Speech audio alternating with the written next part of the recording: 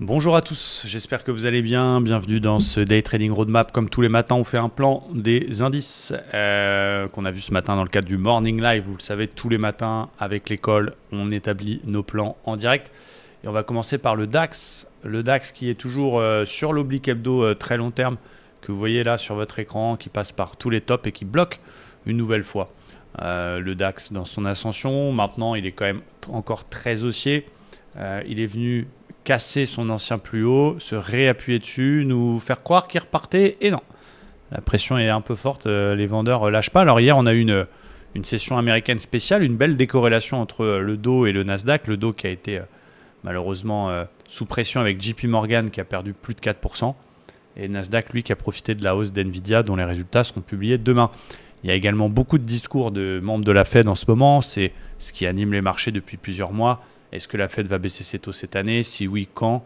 Et du coup, les commentaires des différents membres du FOMC ont une importance, même si ça ne paraît pas une news majeure dans votre calendrier investing. Donc faites attention.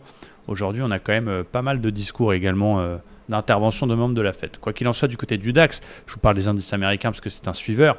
Pour l'instant, la tendance est encore haussière. Cela dit, c'est quand même très important. On a quand même marqué, et c'est une configuration intéressante, un plus haut, puis un plus bas juste derrière. Revenir chercher la golden zone entre le 50 et le 68 pour repartir à la baisse.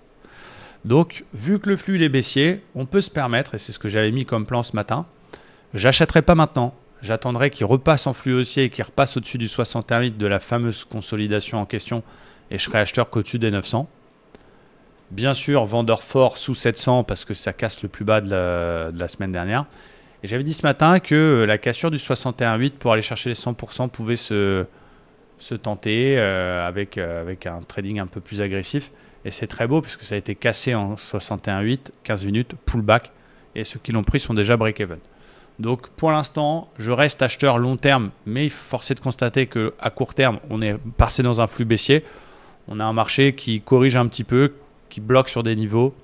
Et on va voir un peu ce qui va se passer cette semaine entre les différents discours de membres de la Fed et surtout les résultats d'NVIDIA qui sont très attendus. Côté Dow Jones, là où vraiment il y a de l'action, alors lui, contrairement aux autres indices américains, n'a pas marqué d'ATH sur ses dernières séances. Toujours très haussier. Rappelez-vous du très beau W sur support qui avait bien marché. Il a quasiment quand même retracé tout le mouvement. En 4 heures, il a retourné une partie de la théorie Dow en faisant un plus bas, plus bas. Il n'a pas encore marqué un plus haut, plus bas pour vraiment confirmer ça. Mais on a quand même un plus bas, donc attention. La tendance reste quand même plutôt haussière, mais attention à ce plus bas. Et le petit range dont on avait parlé hier, dont je surveillais le bas dans la session d'hier, a été cassé.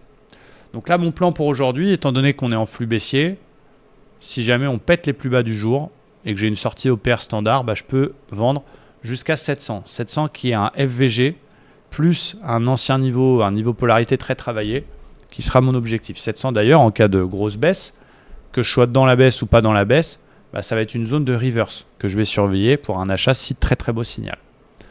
Il ne casse pas les plus bas du jour, il rebondit. Je vais surveiller le 61,8, la golden zone de la baisse. Donc je vais surveiller cette zone-là pour pourquoi pas un petit shortouné sur signal. Si on a une belle divergence baissière, une belle bulle, ça surveillera. Mais je n'achèterai qu'au-dessus du 61,8, qu'au-dessus de 40 100. Parce que on peut avoir un rebond pullback sur le range que ça repète. On peut avoir une réintégration du range, mais un blocage dans la golden zone. Donc du coup, je ne vais pas acheter tout de suite. Je vais attendre qu'il recasse 61,8. Donc je serai plutôt vendeur sous les plus bas pour aller chercher 700 et sur un rebond dans ma golden. Voilà ce que je vais essayer de faire. Après, voilà, comme d'habitude, ce n'est pas une science exacte et ça peut aussi passer ou pas. Côté Nasdaq, rien à voir avec le Dow Jones. Alors lui, il est d'une solidité incroyable. Il a fait encore un nouvel ATH hier. Il est au-dessus de son ancien plus haut. En 4 heures, il n'y a pas de retournement de quoi que ce soit. La fourchette d'Andrews, elle accompagne parfaitement le mouvement. C'est magnifique. On est collé à la médiane, flux très haussier. On a l'impression que c'est vraiment deux époques différentes entre le Dow et le Nasdaq. Nasdaq qui est collé, vous voyez, il a explosé sur la session d'hier. Puis ensuite, il est venu se coller à l'ancien top. Donc on a une explosion plus accumulation. Donc ça va être intéressant. Je serais plutôt toujours acheteur du côté du Nasdaq. On fait un petit OPR cassé par le haut, ça pourra se tenter. Surtout si on est BE avant l'ATH. Et encore mieux si on casse l'ATH. Je préférais par contre acheter sur une conso. J'aime bien la zone de l'ancien top 1 heure là, vers les 680 que je vais surveiller aussi. Ça corrige un peu en début de session. On ne retourne pas le flux. 680, j'ai un signal. Ça peut se payer. Et puis encore acheteur jusqu'au 600. Si jamais il y a une conso un peu plus importante. 600 qui est une zone d'achat. Puisque regardez la bougie 1 heure qu'on avait eue vendredi dernier avec la grande mèche. Bah, sur 600 qui est aussi l'intermédiaire de la fourchette. Je peux acheter en cas de grosse baisse sur un signal plus agressif type contre-flux. Type bulle, div avec un beau ratio. Donc c'est drôle parce qu'on a vraiment une belle décorrélation entre les deux. Et on va voir ce qui ment. Il y en a un qui ment des deux, forcément. Donc voilà mes plans. Prudence, hier, j'ai pas pris de trade. On a fait 2h30 d'observation. Il n'y avait pas de 5 étoiles à mon humble avis. Et voilà, on le sait, il n'y a pas nécessairement l'obligation de faire un trade au quotidien. Donc voilà mes plans. Merci à tous. J'espère que c'est clair pour vous et je vous souhaite une très belle journée de trading.